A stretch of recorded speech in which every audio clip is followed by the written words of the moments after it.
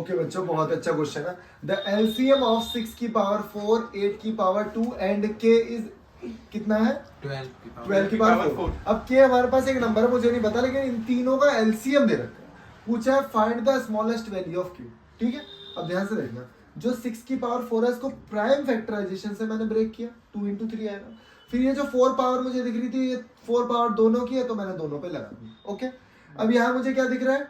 8 की पावर 2, इसको मैंने स्प्लिट किया तो ये आया। 2 की पावर 3 लिख सकता हूँ इसको? बिल्कुल लिख सकते हैं, इसको मैंने लिख दिया ये।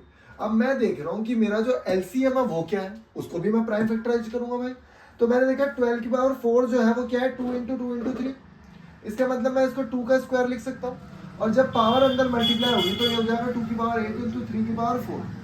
अब मैं देख रहा हूँ, अब ध्यान से देखना, जब हमारा आंसर ये है, एलसीएम क्या है ये, तो मैंने देखा 3 की पावर 4 एज इट इज उतर गई, 3 की पावर 4 एज इट इज उतर गई।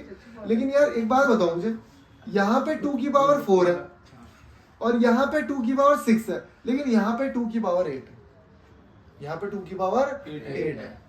तो समझ जाओ कि ये जो इसकी स्मॉलेस्ट वैल्यू है k की, वो हमारे पास क्या आएगी? 2 की पावर 8 ही है। तो मैंने तुम्हें बताया था ना, ये 2 की पावर 8 आया कहाँ से होगा यार?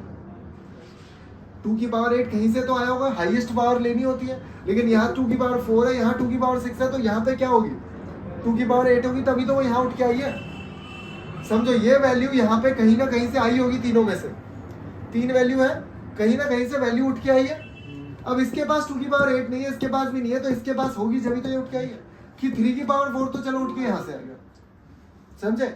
और ऐसे भी क्वेश्चन पूछ सकता है कि कितनी वैल्यूज होंगी इसकी, तो उस पर भी एक बहुत अच्छा क्वेश्चन बन जाता है कि अगर मैं यहाँ पे 3 की पावर 0, 3 की पावर 1, 3 की पावर 2 भी लगाऊं तो भी आंसर यही आएगा। लेकिन वो अभी कॉम्प्लिकेट नहीं कर रहे हैं उसको, क्यों? क्योंकि बोला है स्मॉलेस्ट वैल्यू ऑफ क्यू। ठीक है।